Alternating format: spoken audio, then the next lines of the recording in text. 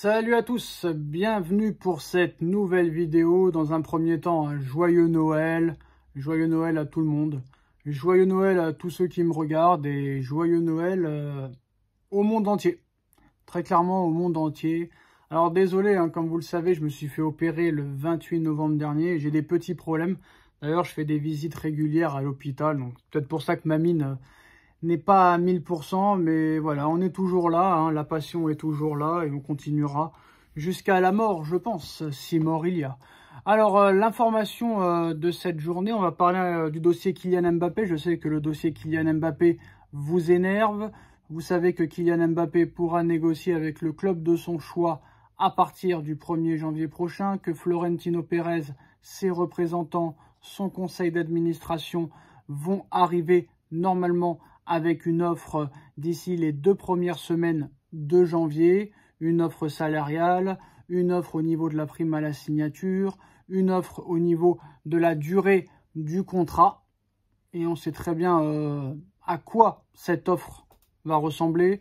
Je pense qu'ils proposeront à Kylian Mbappé 6 ans de contrat avec un salaire annuel de 35 millions d'euros, peut-être une prime à la signature entre 50 et 100 millions d'euros, et pas plus de 50% de droit à l'image, je pense. Et j'ai du mal à croire que M. Mbappé déjà accepte n'importe quelle proposition au mois de janvier, sachant qu'il y a quand même des échéances avec le Paris Saint-Germain très lourdes, que ce soit le championnat, le trophée des champions, la Coupe de France et surtout la Ligue des champions, où il y a vraiment une opportunité pour une fois de passer les 8e et d'aller en quart de finale de Ligue des Champions, ce qui est pour moi le strict minimum pour le Paris Saint-Germain. Donc quoi qu'il en soit, même si admettons, je pense pas, même si admettons l'offre du Real Madrid pourrait plaire à Mbappé, ça m'étonnerait que Mbappé pose une déclaration avant les matchs de Ligue des Champions, et ça m'étonnerait qu'il réponde oui ou non au mois de janvier. Voilà, ça c'est l'offre qui sera sur la table, mais que le Real Madrid ne nous fasse pas croire qu'il a 15 jours pour accepter ou pour refuser. Ça, c'est le bluff des médias, le bluff des journalistes. Ne vous inquiétez pas que s'ils peuvent l'avoir même au mois de mai ou au mois de juin, ils essaieront. Sauf qu'ils n'y arriveront pas parce que le salaire ne sera pas à la hauteur. Et tout le reste ne sera pas à la hauteur de ce que propose le Paris Saint-Germain. Malheureusement pour eux, je ne sais pas. Mais quoi qu'il en soit, l'objectif du Real Madrid, je pense, c'est déjà d'acheter un défenseur central. Comme vous le savez, saison terminée pour David Alaba. Il y a beaucoup de blessés, mais qui vont revenir au meilleur moment. Il y a Thibaut Courtois aussi qui est out et qui est déjà même forfait pour l'Euro 2024. Donc pour le moment, du côté du Real Madrid, il y a d'autres problèmes que le dossier Kylian Mbappé. Et surtout que Haaland coûte beaucoup moins cher. Mais bon, on verra ce qui se passera. Mais pour moi, comme vous le savez, Mbappé n'ira pas au Real Madrid et Mbappé prolongera au Paris Saint-Germain. Et je pense que l'officialisation sera soit au mois de janvier, soit au mois de mai, comme il l'a fait en 2022. Mais l'information assez surprenante, elle vient d'Allemagne et de Sky Deutschland. Sky Deutschland, alors est-ce que c'est un média crédible ou non? Je ne sais pas. Comme vous le savez, hein, Lucas Belardo va signer au Paris Saint-Germain le 31 décembre prochain. Il y passera sa visite médicale le 30. Et s'il n'y a pas de problème, il y signera un contrat de 5 ans avec 20 millions d'euros à la clé pour Sao Paulo. Alors Moscardo aussi va rejoindre le Paris Saint-Germain. Par contre, Moscardo, on ne sait pas s'il viendra cet hiver ou cet été. Alors que lui, Belardo, il viendra cet hiver, quoi qu'il en soit. Mais l'information, c'est que le Paris Saint-Germain étudierait très sérieusement la piste de faire revenir Xavi Simons dès ce mercato hivernal. Le problème, c'est que dans le contrat stipulé du prêt de Xavi Simons du Paris Saint-Germain au Red Bull Leipzig, comme vous le savez, hein, Xavi Simons était en fin de contrat avec le Paris Saint-Germain. Il a signé pour 4 ans, c'est-à-dire jusqu'en 2027.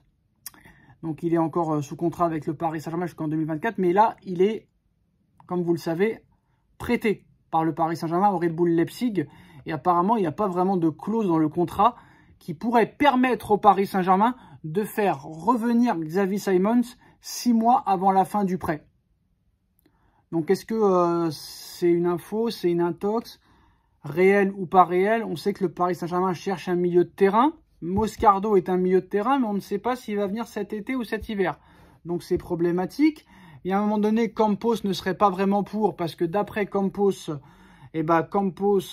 pour lui, Xavi Simons et Kylian Mbappé jouent dans le même poste. Je suis pas du tout d'accord avec lui. Ça, c'est une certitude. Que pense Luis Enrique? Que pense Nasser Al-Khelaifi? J'en sais rien. Il y a aussi Seko Fofana qui va quitter l'Arabie Saoudite pour peut-être revenir en France. Là aussi, ce serait quand même pas mal d'étudier le dossier. Seko Fofana, je pense, serait très utile au Paris Saint-Germain. Comme vous le savez, Campos a quitté ses fonctions officiellement au Celta Vigo. Il est désormais maintenant juste au Paris Saint-Germain. Je ne sais pas ce qu'ils ont contre Seko Fofana, mais pour moi, Seko Fofana, il faut y aller les yeux fermés, avec un bandeau en plus, et les mains attachées dans le dos. Qu'est-ce qu'ont les dirigeants parisiens contre Seko Fofana, qui nous a fait en plus, à nombreuses reprises, très très mal.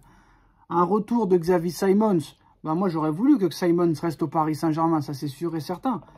Mais là, ce qu'il faudrait vraiment au Paris Saint-Germain, c'est un milieu de terrain impact physique. Impact physique. Donc Simons, moi je dis oui, mais ça m'étonnerait qu'il y ait une clause dans le contrat comme quoi Paris peut le récupérer cet hiver. Ça m'étonnerait. Est-ce que c'est Sky Deutschland qui a voulu faire un petit peu de buzz sur ça? C'est possible, hein. Chacun fait comme il peut. Mais j'ai quand même du mal à croire à cette information. Après, tout est possible. Le mercato d'hiver n'a pas encore ouvert. Il ouvre ses portes le 1er janvier jusqu'au 31 janvier ou 1er février. Donc, il y aura un très long mois de mercato d'hiver. Donc, tout peut se passer, mais ça m'étonnerait quand même.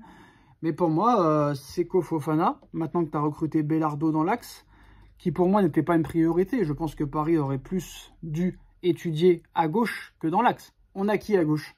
On a Lucas Hernandez, qui apparemment est plus performant dans l'axe et qui préférerait jouer dans l'axe. Nuno Mendes blessé, on n'a aucun arrière-gauche de métier. Juan Bernat n'est plus là. Kurzawa est devenu un streamer. Nuno Mendes abonné à l'infirmerie. Donc pour l'instant, c'est Théo Hernandez ou rien. Lucas Hernandez ou rien. Mais si Lucas se blesse, on fait comment? C'est une question que je pose à M. Campos, à M. Enrique, à M. Nasser Al-Khelaifi. Si demain, je l'espère pas, mais si demain, M. Lucas Hernandez se blesse, comment fait-on? Comment ça se fait qu'un grand club comme le PSG n'a pas de doublure à chaque poste? Et il y a 5 joueurs, voire 6 joueurs qui peuvent jouer défenseur central. Ce n'est pas concevable, ce n'est pas acceptable. Donc on va mettre Carlos Soler à gauche. Il faut être un petit peu sérieux. Monsieur Enrique, Monsieur Campos, Monsieur Nasser, mettez-vous au boulot. C'est bien beau les Belardo, les Moscardo, faire revenir Simons. Mais voilà, un milieu de terrain d'impact qui apporte physiquement et un latéral gauche. Ce n'est quand même pas très compliqué le football. On like, on partage, on commente, on s'abonne. Et longue vie à tout le monde. Tchuss.